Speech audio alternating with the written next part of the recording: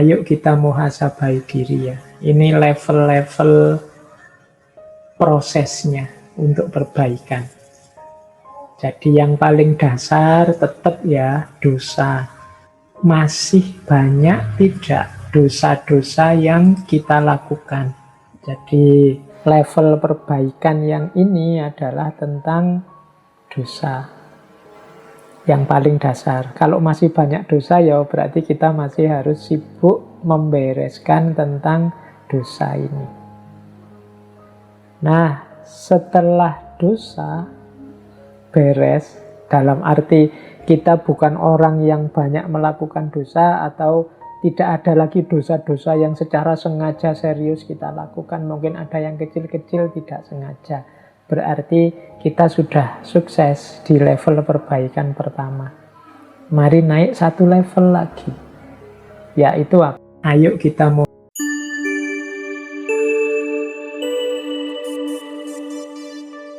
Assalamualaikum warahmatullahi wabarakatuh. Nah, saya lanjutkan. Ini bahan kedua untuk muhasabah kita.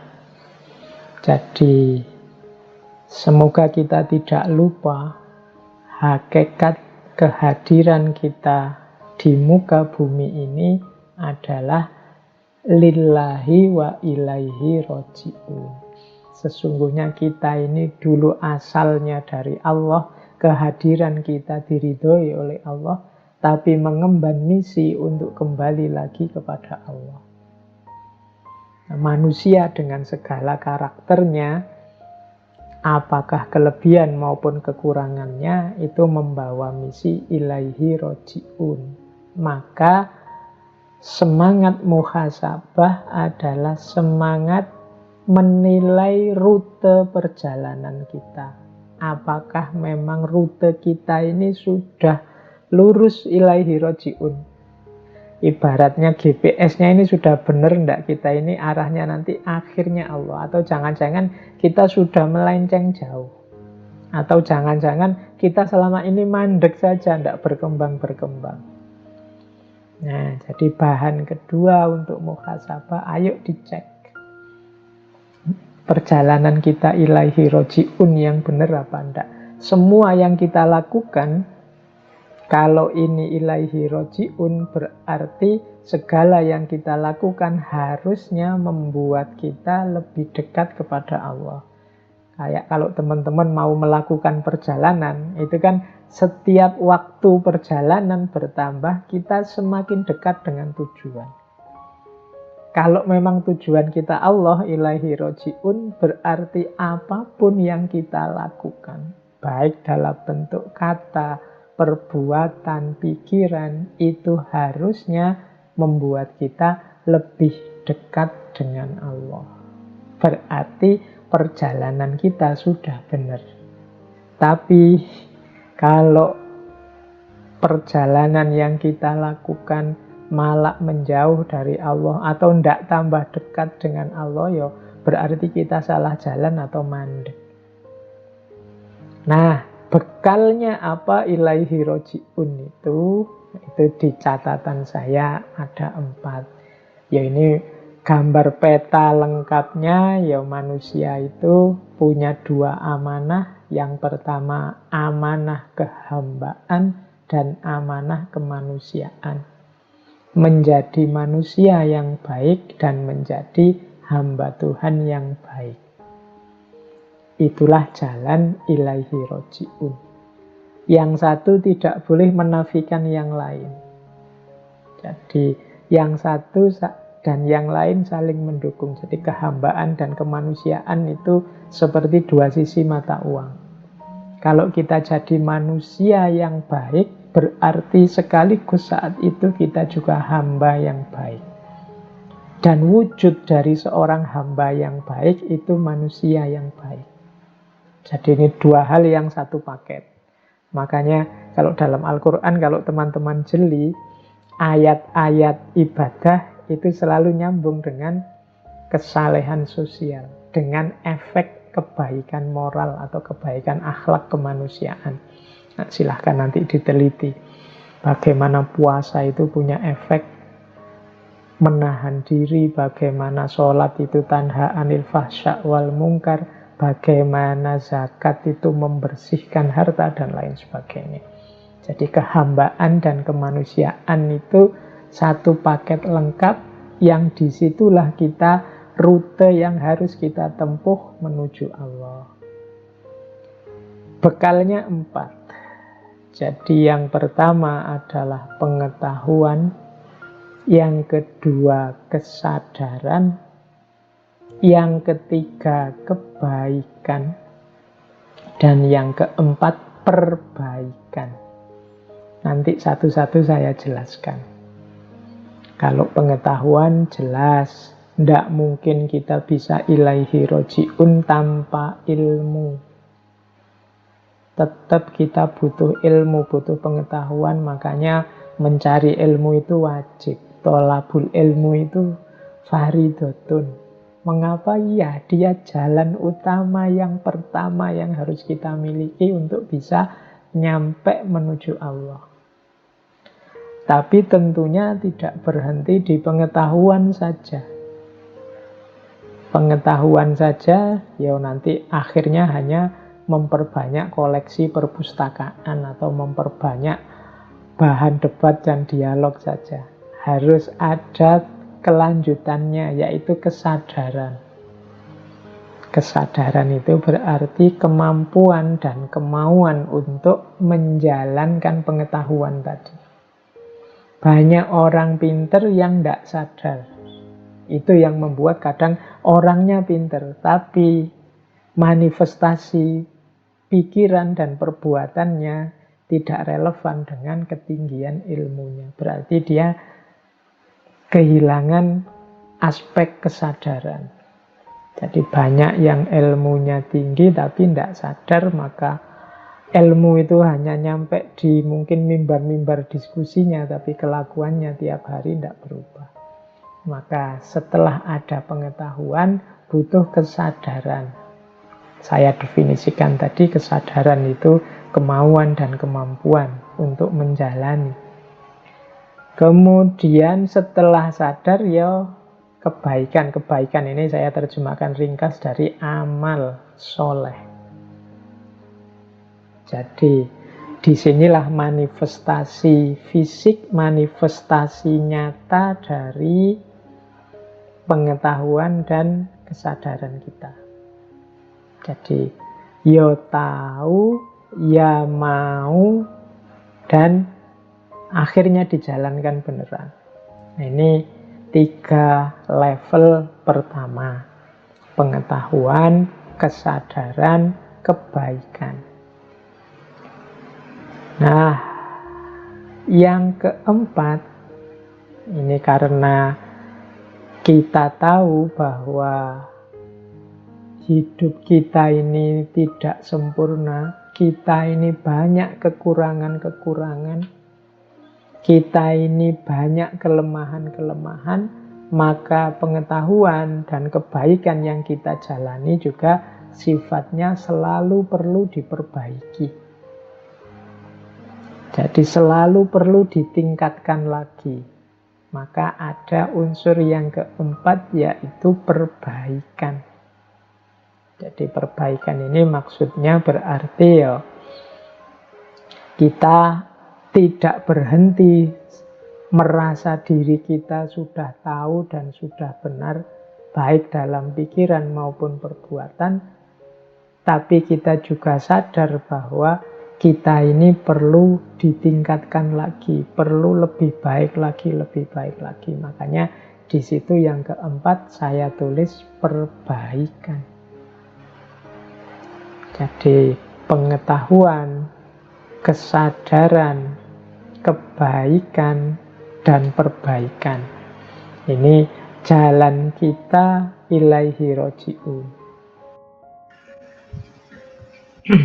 Oke, nah seperti yang saya bilang tadi ya, yang longgar hatinya kalau live online seperti ini ya memang problemnya di jaringan. Mohon maaf tadi kepotong juga akhirnya. Saya tak lanjutkan, share screen lagi. Baik, ini saya anggap cukup nggih untuk yang ilaihi roji'un.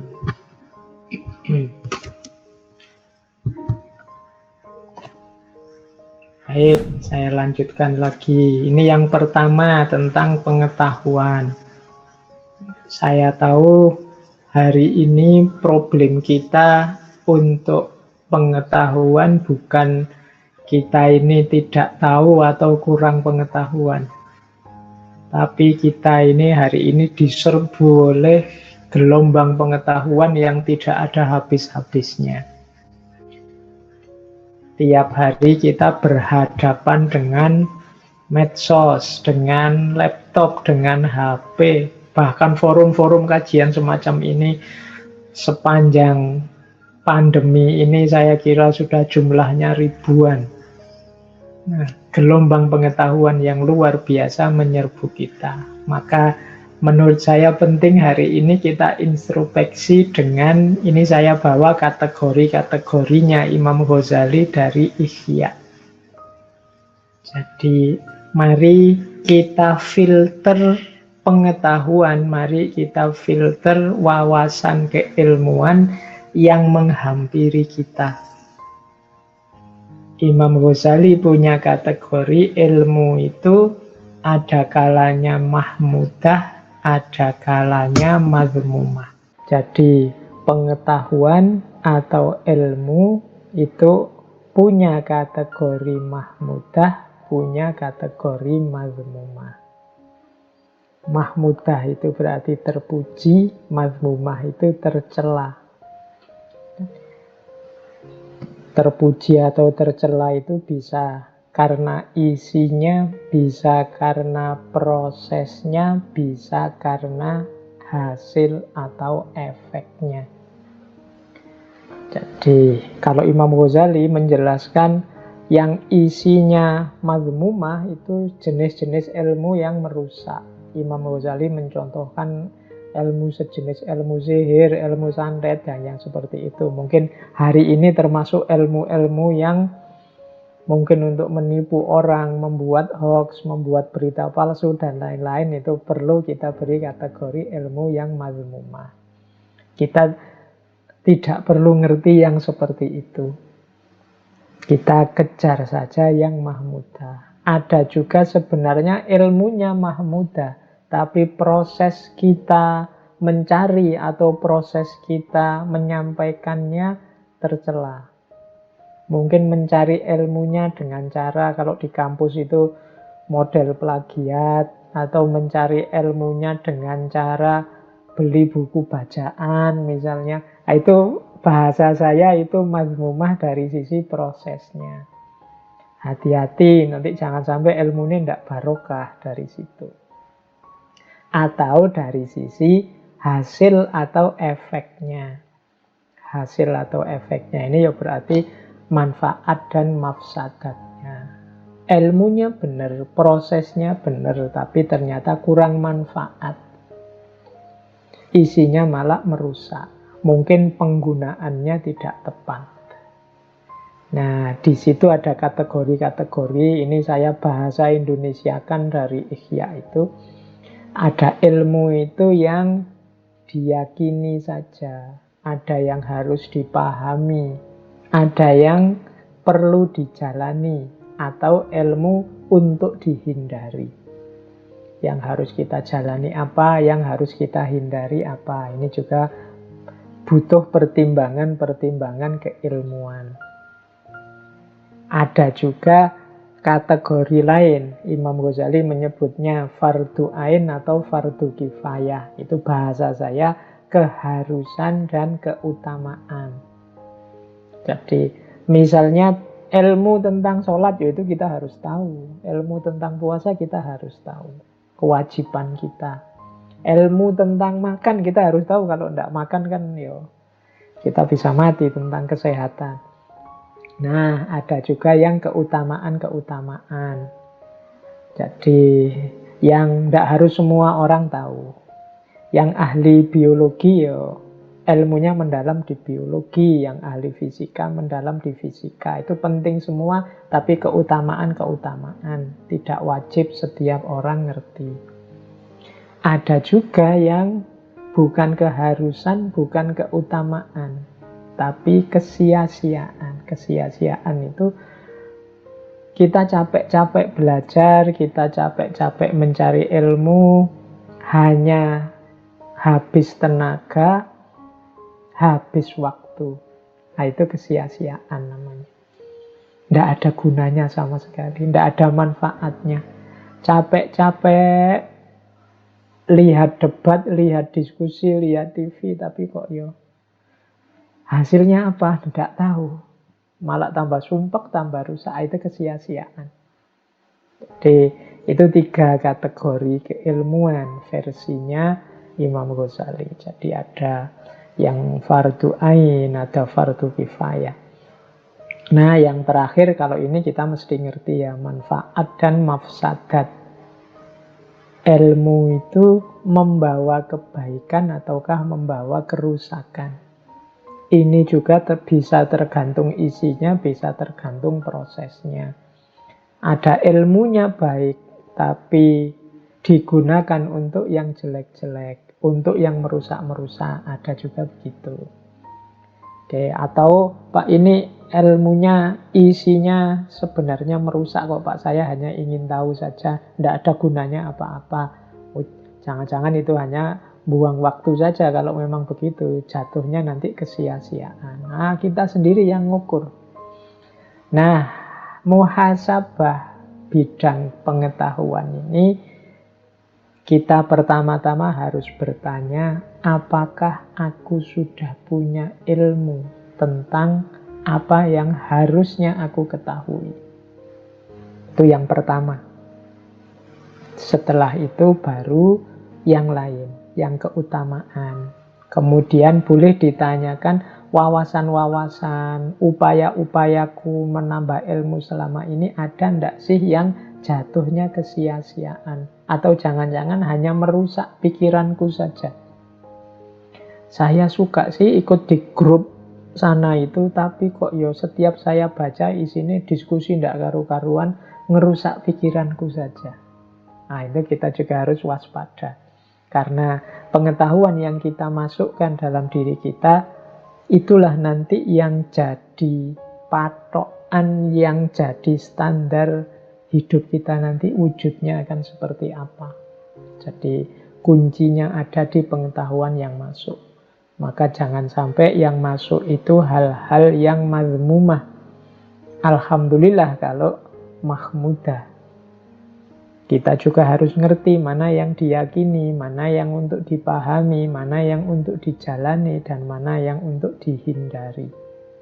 Yang dihindari pun kita harus tahu, karena jangan sampai harusnya kita hindari, tapi malah kita jalani. Harusnya kita jalani, kita hindari. Ada yang cukup diyakini, tapi ada yang perlu dipahami. Dipahami berarti difikirkan secara mendalam. Ada ilmu khususnya. Tapi ada juga bagian pengetahuan yang cukup diketahui saja. Nah, jadi ayo level muhasabah untuk pengetahuan, kita tengok isi pikiran kita selama ini. Kalau ada yang hanya sia-sia, tidak ada gunanya, apalagi yang mafsadat, atau ada yang mazmumah, mari secara sengaja kita sisihkan dari isi kepala kita. Atau kita menghindar dari situasi yang menyebabkan kita menyerap informasi yang mazmumah, atau pengetahuan yang mafsadat, atau aktivitas ilmu yang sia-sia. Hanya habis biaya, habis tenaga, habis kuota, tapi tidak ada manfaatnya. Jadi ini level muhasabah yang pertama. Tadi kan bekalnya menuju Allah itu yang pertama ilmu atau pengetahuan. Maka ayo kita muhasabai aspek pengetahuan kita sudah benar apa enggak. Kalau pengetahuannya sudah keliru, sudah mazmumah, apalagi mafsadat, kemungkinan nanti pengetahuan ini justru akan membawa kita semakin jauh dari Allah. Kita tidak jadi ilaihi roji'un. Ini yang pertama, step pertama, pengetahuan. Kita lanjutkan ke step kedua, kesadaran. Nah, kalau kesadaran ini hubungannya dengan kemauan kita untuk menjalani apa yang kita ambil dari pengetahuan. Nah, kesadaran itu saya bagi 3. Jadi kalau pengetahuan itu bahannya, kesadaran ini wadahnya. Ada isi, ada bentuk, ada manifestasi. Silahkan dilihat gambarnya itu. Jadi mari membangun kesadaran. Ayo kita tengok diri kita. Kesadaran kita itu isinya seperti apa, bentuknya apa, manifestasinya bagaimana. Kita bahas pertama ya, isi. Ini saya membedakan isinya kesadaran itu bisa 3. Yang pertama basyariyah, yang kedua insaniyah, yang ketiga ilahiyah. Kalau ada yang tanya, Pak, kadang-kadang kan ada Pak orang jahatnya luar biasa. Itu apa tidak masuk juga di situ kesadaran hayawaniyah misalnya, enggak. Kalau ada hayawaniyah itu dalam bahasa saya sebenarnya dia belum sadar. Kalau ini sudah sadar. Cuma ada kategori-kategorinya. Jadi yang pertama isi, ya, saya jelaskan satu-satu.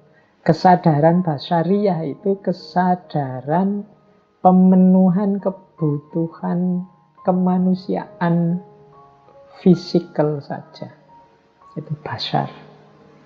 Jadi kebutuhan makan, kebutuhan minum, kebutuhan berhubungan dengan orang lain, kebutuhan untuk menikah, kebutuhan yang fitri-fitri, fitroh-fitroh kemanusiaan itu kebutuhan basyariyah. Nah, tidak salah orang punya kesadaran basyariyah, tapi tidak boleh melampaui batas. Jadi kalau melampaui batas, jadinya negatif. Makan itu bagus, kurang makan atau kebanyakan makan jelek. Jadi menikah itu utama, seks itu bagus, tapi berlebihan di situ atau kekurangan di situ itu negatif. Jadi ini kesadaran basyariyah. Orang tidak boleh berhenti di situ saja harusnya. Tapi itu harus dilewati basyariyah itu. Tidak boleh orang, Pak, saya demi hidup untuk Allah saja saya tidak menikah, Pak. Atau saya tak puasa terus, Pak. Atau saya tak sholat malam terus, Pak. Tidak manusiawi. Kalau tidak manusiawi, bahkan oleh Rasulullah dimarahi. Itu nanti kan ada hadisnya, faman rohiba an sunnati falaisa minni. Wong Rasul juga menikah, Rasul juga tidur, dan juga sholat malam, Rasul juga puasa dan juga buka puasa. Jadi ini kesadaran basyariyah, dipenuhi secukupnya dan jangan berhenti di situ. Orang yang berhenti di kesadaran basyariyah, ya level kemanusiaan dan level ketuhanannya tidak tergarap. Fokusnya hanya isi perut, ingin sukses dan berhasil di level kategori-kategori pemenuhan kebutuhan. Biasanya terus berlebihan di situ. Itu level kesadaran basyariyah. Kalau ada orang bilang begini misalnya, loh, saya mencari rezeki dengan segala cara, kadang-kadang bohong itu kan tidak masalah. Ini kan demi anak istri, demi memenuhi kebutuhan dasar dalam keluarga misalnya. Itu orang yang pikiran semacam ini, kesadarannya berarti levelnya masih basyariyah. Jadi ya hanya di level materi saja, pemenuhan kebutuhan fisik saja. Tidak salah, tapi dia belum utama. Jadi itu ya, yo masih lebih bagus daripada orang yang kesadaran hayawannya. Yang kesadarannya, kalau bahasanya Al-Quran, bahkan asfala safilin, lebih rendah daripada binatang. Basyariah ini sudah kesadaran kemanusiaan, tapi fokusnya hanya pada aspek duniawiyahnya saja. Nah, naik satu level ada kesadaran insaniyah. Ini sudah masuk kesadaran kemanusiaan yang lebih tinggi. Sudah masuk dimensi ilmu, sudah masuk dimensi budaya, akal budi, peradaban. Disinilah manusia berperan sebagai khalifahnya dengan segala karakter-karakter yang baik. Ini kesadaran insaniyah. Jadi bagaimana manusia menggunakan akal budinya untuk mengelola kehidupan, tidak sekedar memenuhi kebutuhannya. Nah, ini kesadaran level 2. Disinilah manusia di level khalifah. Yang untuk ini Allah wa'allama adamal asma'a kullaha. Nah, yang ketiga isi kesadaran adalah kesadaran ilahiyah. Kesadaran ilahiyah itu fokusnya jiwa kita, orientasinya hanya Allah saja. Nah, ini kesadaran ilahiyah namanya. Oke, jadi ada basyariyah, insaniyah, ilahiyah. Ayo kita tengok dalam dirimu masing-masing, kesadaranmu isinya apa sekarang. Kalau yang kamu pikir hanya, Pak, kapan saya lulus, kemudian dapat ijazah, kemudian cari kerja, kemudian kawin, kemudian punya anak, membesarkan anak, itu saja yang ada di pikiranmu, ya berarti engkau ada di kesadaran basyariyah. Tidak salah. Cuma perlu kamu naikkan lagi levelnya biar tidak hanya itu. Karena kehadiranmu di muka bumi tidak hanya untuk cari uang kemudian membesarkan anak berketurunan. Tapi ada misi yang lebih mulia. Atau kalau di pikiranmu, Pak, saya sekarang itu berpikir apa yang bisa saya sumbangkan, apa yang bisa saya berikan untuk masyarakat. Bagaimana cara saya meningkatkan kualitas diri saya? Bagaimana saya bisa memberikan yang terbaik untuk orang-orang sekeliling saya? Alhamdulillah kesadaranmu adalah kesadaran insaniyah. Atau yang ada di pikiranmu adalah, Pak, saya melakukan semua yang menurut saya benar, semua yang menurut saya baik, itu hanya demi Allah saja. Saya menghadirkan Allah dalam setiap langkah, setiap pikiran, setiap apapun yang saya lakukan. Itu berarti kesadaranmu adalah kesadaran ilahiyah. Jadi ada kesadaran basyariyah, insaniyah, ilahiyah. Nah, ayo kita muhasabah diri kita ini isinya apa sekarang kesadarannya. Yang sibuk muncul di pikiran kita itu apa? Basyariyah, insaniyah, atau ilahiyah. Itulah level kesadaran kita. Terus bentuknya sekarang. Kalau bentuknya kesadaran itu saya rangkum jadi 3. Itu ada kesadaran kewajiban, ada kesadaran kebutuhan, ada kesadaran cinta. Ini sering saya sampaikan di beberapa kali pertemuan. Jadi kalau kewajiban itu berarti yang kau orang baik, melakukan segala jenis kebaikan, tapi sifatnya karena engkau merasa itu kewajibanmu. Kalau kewajiban itu kan seperti aturan yang dibebankan. Bahkan ada kesan dipaksakan. Harus kamu lakukan. Itu kewajiban. Jadi sudah baik. Cuma rasanya masih beban. Mengapa engkau sholat? Ya karena umat Islam wajib sholat. Ini rasanya kan beban. Kalau boleh libur tidak sholat, alhamdulillah. Nah, itu berarti masih kewajiban. Kok mau puasa 1 bulan? Ya orang Islam ya wajib. Tidak salah bahwa orang Islam itu wajib, tapi kalau berhenti hanya di kewajiban, ya rasanya puasa itu beban. Nah, sudah benar kewajiban, tapi ada yang lebih tinggi, yaitu kebutuhan. Jadi kalau kewajiban itu kan seolah-olah yang butuh bukan saya sholat ini wajib, kalau boleh saya tidak sholat, karena tidak merasa butuh terhadap sholat. Maka ada yang lebih tinggi, yaitu kebutuhan. Saya sholat Pak, sebagai manusia saya butuh sholat, pengen hati saya tenang. Saya butuh puasa untuk melatih menahan diri. Nah, ini level kebutuhan. Ada, sudah lebih bagus daripada kewajiban meskipun ada pamrihnya. Pamrihnya apa? Kebutuhan. Ada yang kau inginkan.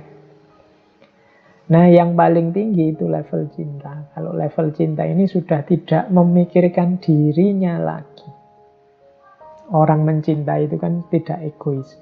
Yang difikirkan adalah yang dicintai. Maka ini disebut level paling tinggi. Kadang orang menyebutnya ikhlas.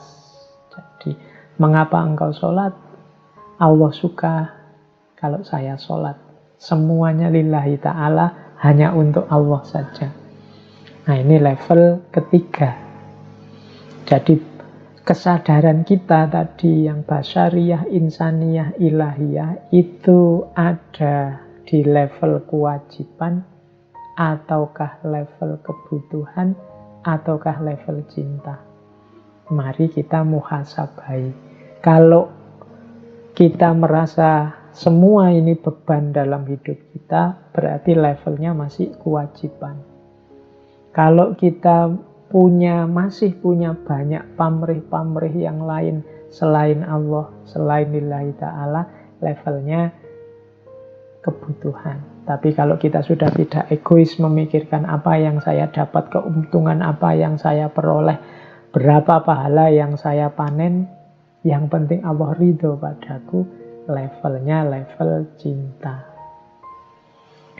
Nah, kesadaran inilah nanti yang kita manifestasikan dalam hidup. Ya bentuknya dua, dia dalam bentuk niat dan amal, dilaksanakan dan niat. Kalau orang kewajiban niatnya ya level kewajiban, kalau orang kebutuhan niatnya level kebutuhan. Saya sedekah biar dapat balasan dari Allah 70 atau 700 kali lipat, itu levelnya level kebutuhan. Tapi kalau lillahi ta'ala niatnya ya level cinta. Cara memahaminya begitu. Nah, ayo kita muhasabai kebaikan-kebaikan kita. Tindakan-tindakan yang kita anggap kebenaran, kebaikan yang selama ini kemarin-kemarin kita jalani, itu jenis kebaikan basyariyah, ataukah insaniyah, ataukah ilahiyah. Kemudian kita jalankan kebaikan itu sebagai kewajiban, atau untuk memenuhi kebutuhan, atau representasi dari cinta kita kepada Allah. Nah, ini mari kita muhasabah ya, level ya yang saya sebut pertama berarti level yang rendah, tambah naik, tambah tinggi. Kalau yang kejahatan, keburukan, ya tidak kita sebut di sini. Kalau teman-teman masih menemukan keburukan, ya berarti itu pertama-tama yang harus dibersihkan. Tidak saya bahas, berarti itu levelnya belum sadar. Makanya butuh pengetahuan. Kalau orang sudah tahu, biasanya sadar. Nah, saya lanjutkan biar tidak berlama-lama. Kalau sudah sadar kan terus dijalani kebaikan. Kalau ini aktivitas konkretnya. Yang tadi pengetahuan aktivitas inteleknya, kesadaran aktivitas batinnya. Nah, sekarang konkretnya. Kadang-kadang kita menyebut ini dengan istilah amal soleh. Nah, ini saya kategori. Semoga tidak lama menjelaskannya ya. Ini khawatirnya kemalaman ini nanti. Oke, teman-teman perhatikan kotak-kotak yang saya bikin itu ya. Saya jelaskan ringkas, singkat. Semoga bisa ditangkap. kategori. Kategori itu jenisnya, berarti ya kebaikan itu kategorinya dua. Ada kebaikan lahiriah, ada kebaikan batiniah.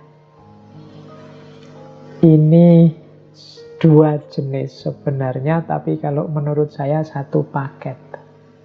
Lahiriah dan batiniah itu satu paket seperti dua sisi mata uang.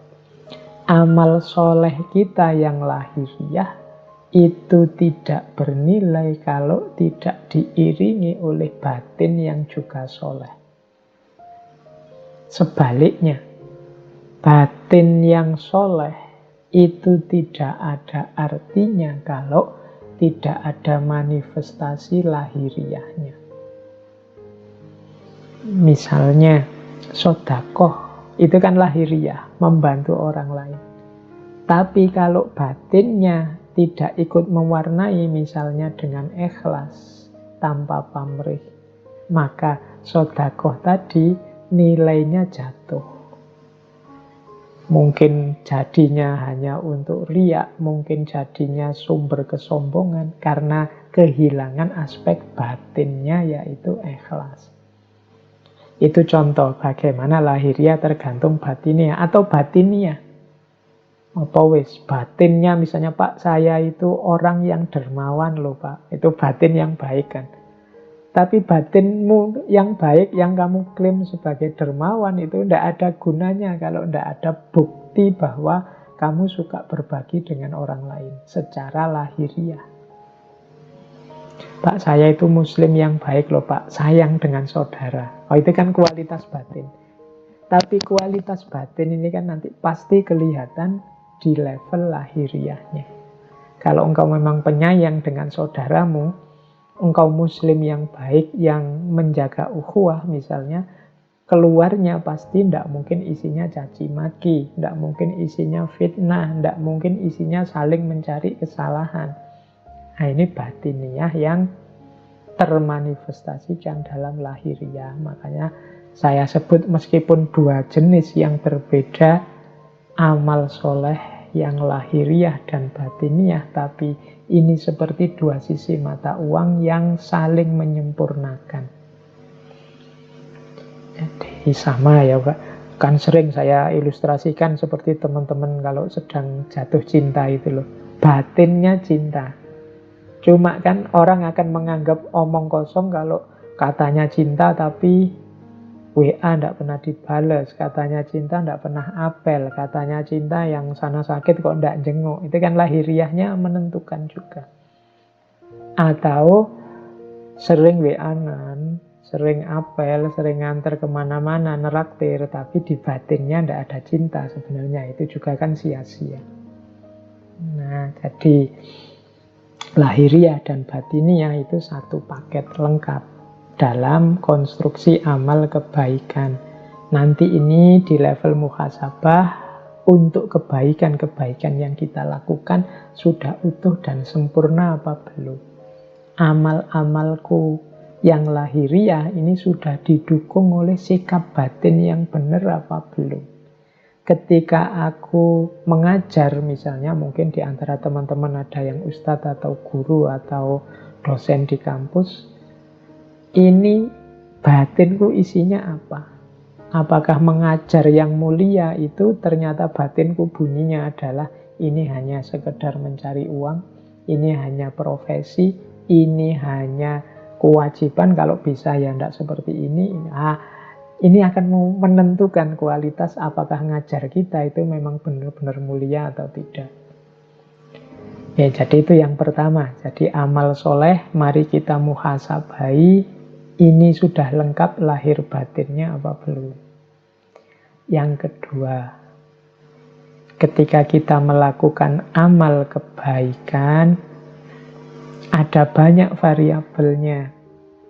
Salah satu variabel kurang, maka berkurang juga kesolehan atau kebaikannya.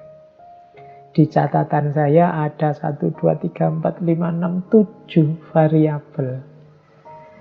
Semoga tidak ada yang komentar, wah berarti amal baik itu berat ya Pak. Enggak, ringan. Asal kita mau saja kita sudah bisa sebenarnya. Hanya saja kadang-kadang memang banyak blokernya, banyak yang menghalangi kita ke sana. Jadi yang pertama, amal baik itu ditentukan niatnya. Kemudian yang kedua, kalau niat ini jelas ya, saya tidak perlu menjelaskan. Niatnya jelek ya akan merusak semua amal.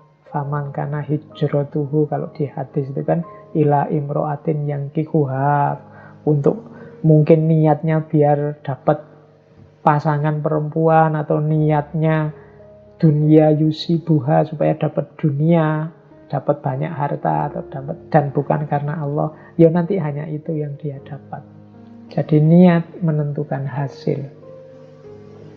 Tapi jangan berhenti di niat yang baik saja. Butuh selanjutnya kaifiyat. Kaifiyat itu caranya. Tidak cukup niat baik, butuh juga cara yang baik. Nah, jadi niatnya membantu, aktivitasnya sedekah, tapi caranya sambil menyakiti. Kalau bahasanya Al-Quran, sodakotin yatba'uha adha. Sedekah yang sambil menyakiti, mungkin sambil menyebut yang disedekoi dasar orang miskin, kalau tidak karena saya, dan seterusnya. Itu kaifiyatnya salah, maka rusak kesolehan. Jadi niatnya harus baik, caranya harus baik. Membasmi kemaksiatan oke, menghalangi kemungkaran oke, tapi kaifiyatnya harus baik. Kalau tidak akan lahir amal soleh. Jadi yang kedua kaifiyat kunci. Yang ketiga dan keempat akhlak dan adab. Akhlak itu etika, adab itu etiket. Akhlak itu situasi batin yang bermoral, adab itu manifestasi sopan santun lahiriah. Ini juga jadi kunci. Akhlak dan adab. Jangan lupa juga doa. Doa masuk di situ dalam rangka apa? Amal baik itu sudah bagus. Tapi ketika kita merasa bahwa kuncinya adalah di kekuatan kita, kuncinya adalah keberhasilan amal itu karena kita pinter, kita mampu, kita bisa, maka amal baik akan jadi blunder yang justru menjatuhkan kita, menjauhkan kita dari Allah, karena di situ muncul bibit kesombongan. Kesombongan itu bisa dieliminasi dengan doa. Dalam arti apa? Kita berdoa semoga Allah memberi daya untuk kita melakukan kebaikan. Semoga Allah membawa hasil yang semakin dekat dengannya, sesuai yang kita inginkan. Semoga Allah meridhoi. Nah, ini menunjukkan bahwa nanti kalau berhasil, Allah lah yang membuahkan keberhasilan itu, bukan karena saya. Maka amal harus selalu diiringi doa. Berdoa berarti sadar bahwa kita ini punya banyak kelemahan dan kekurangan. Tanpa intervensi, tanpa bantuannya Allah, kita bukan apa-apa. Jangan lupa juga amal baik harus istiqomah. Istiqomah itu berarti continue, tidak angin-anginan. Kalau pas lagi sadar, lagi tobat, solehnya luar biasa. Tapi kalau pas lagi kumat, menjengkelkannya luar biasa. Tidak istiqomah. Istiqomah jadi kunci. Dan yang terakhir tawakal. Tawakal itu apapun hasilnya, kembalikan lagi semua kepada Allah. Tidak komplain, tidak marah, tidak kecewa. Apapun yang diterima, kembalikan semua pada Allah, itu namanya tawakal. Loh, jadi amal baik itu ternyata niatnya harus cocok, kaifiatnya sesuai, akhlak dan adabnya dipenuhi. Jangan lupa berdoa, istiqomahlah, dan tawakallah. Ini variabel-variabel yang harus kita miliki, kita penuhi. Saat kita menjalani muhasabah, maka Ayo kita nilai lagi amal-amal baik kita kurang apa selama ini. Saya selama ini sudah berjuang loh Pak, menjalani ini. Demi jalan Allah, demi kebaikan. Ayo muhasabah, niatnya sudah benar apa belum? Caranya sudah benar apa tidak? Akhlak dan adabnya sudah terpenuhi apa enggak? Merasa bisa sendiri atau butuh pertolongannya Allah? Maka berdoa enggak demi keberhasilanmu? Istiqomah enggak? Atau jangan-jangan kalau pas menguntungkan mungkin ada hasilnya, ada bayarannya mau. Kalau enggak mau, enggak istiqomah. Dan yang terakhir tawakal. Tawakal itu berarti apapun hasilnya tidak kecewa, tidak marah, tidak sedih. Semuanya diserahkan kembali kepada Allah. Nah, terus orientasinya. Kalau ini untuk kita menghitung-hitung tadi ya, kita ini ada di ikhlas apa enggak. Orientasi tindakan. Ada tindakan itu, amal soleh itu yang normatif saja. Normatif itu berarti hanya kewajiban, menjalani norma, menjalani aturan. Puasa karena perintah Al-Quran, sholat karena perintahnya Nabi, dan seterusnya. Itu tidak salah, cuma ya levelnya kewajiban, normatif. Kemudian ada teleologis. Teleologis itu tindakan yang bertujuan. Saya melakukan ini biar batin saya tenang, Pak. Saya melakukan ini biar orang-orang rukun, Pak. Itu teleologis namanya. Ada komunikatif. Komunikatif ini tindakan hasil kesepakatan bersama. Yo kalau dalam agama misalnya, saya pakai kunut, Pak, karena saya ikut mazhabnya ini. Dan di mazhab ini pakai kunut kalau sholat. Nah itu tindakan bersama namanya, tindakan komunikatif. Ada tindakan yang dramaturgik.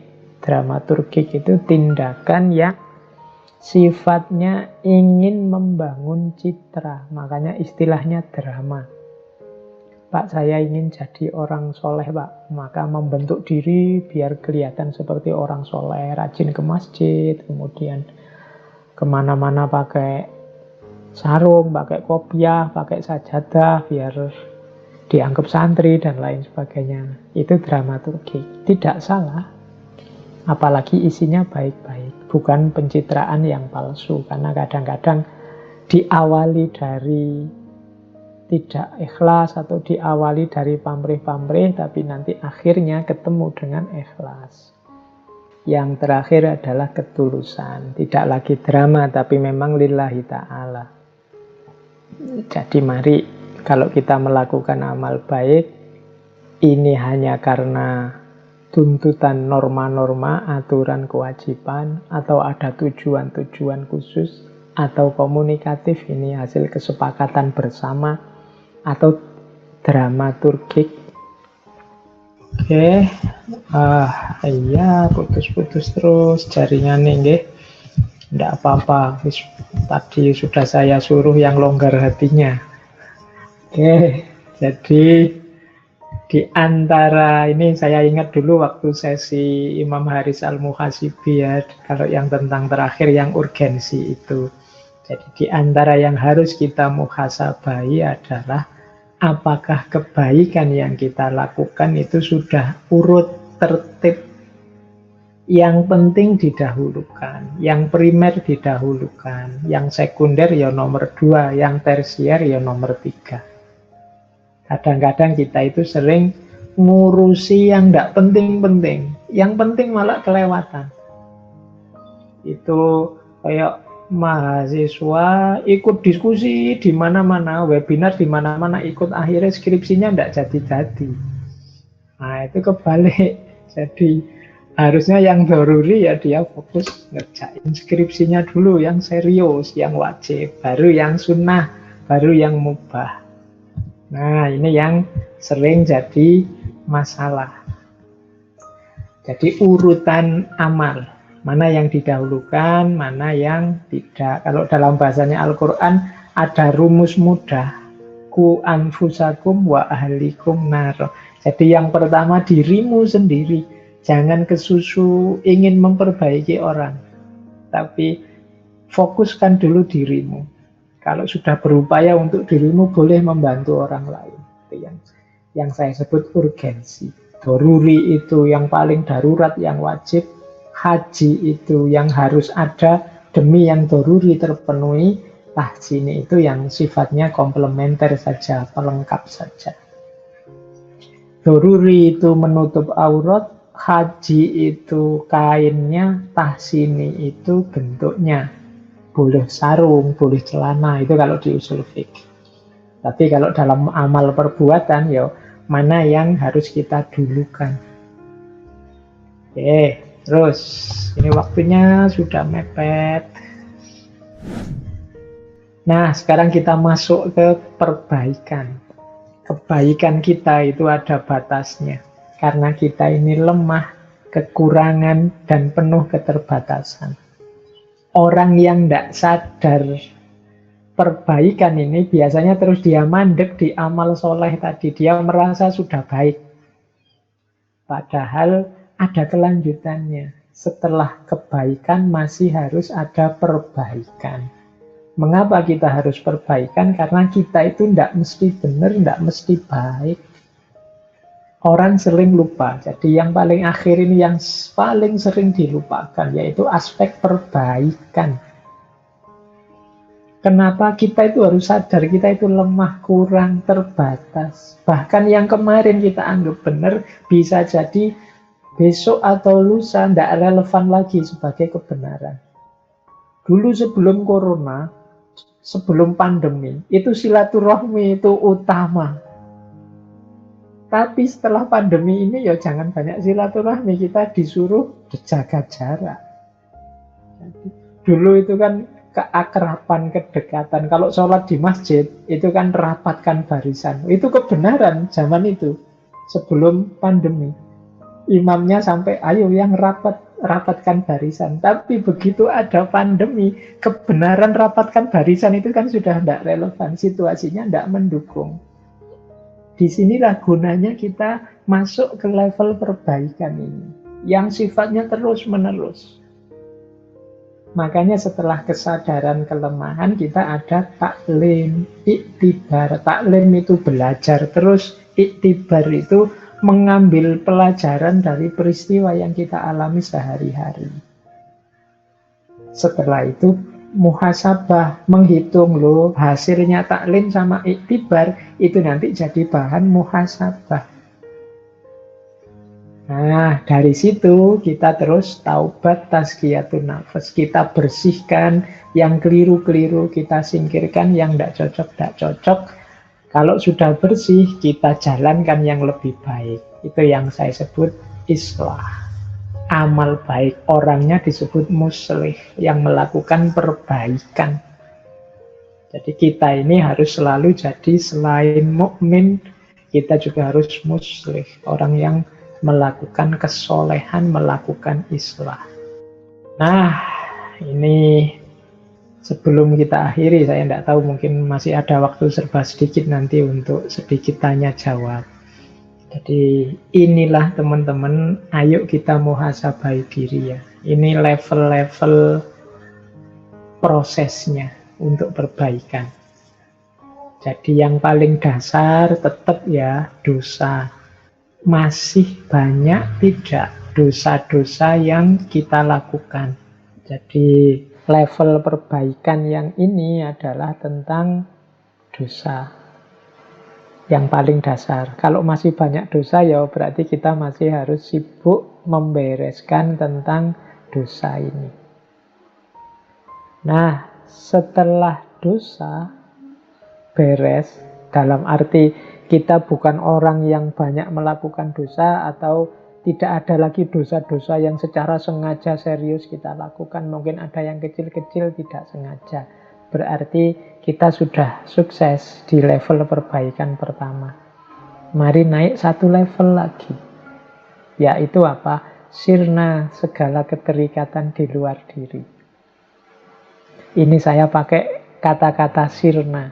Biar teman-teman tidak terlalu merasa tinggi. Kalau dalam bahasa Arab itu biasanya pakai istilah fana. Jadi fana itu sirna. Makanya fana fillah itu orang yang sirna di dalam Allah. Nah, ini level-levelnya fana. Fana paling dasar adalah sirnanya segala dosa. Setelah itu apa? Sirnanya segala keterikatan duniawi di luar diri. Jadi kita tidak lagi terikat dengan harta, tidak lagi terikat dengan jabatan, bahkan anak, istri, keluarga. Tidak terikat itu maksudnya tidak segala-galanya demi harta, segala-galanya demi jabatan atau anak atau keluarga. Tidak.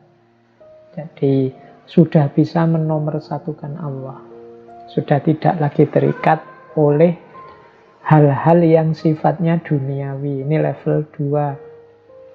Ada level ketiga, yaitu sirnanya kesombongan diri. Sirnanya kesombongan diri ini biasanya orang yang sudah sukses di level pertama dan level kedua perbaikan. Begitu dia sukses, wah saya sudah tidak banyak dosa lagi. Saya sudah tidak terikat lagi dengan hal-hal yang duniawi. Kemudian dia merasa, alhamdulillah aku sukses, aku bisa, aku mampu.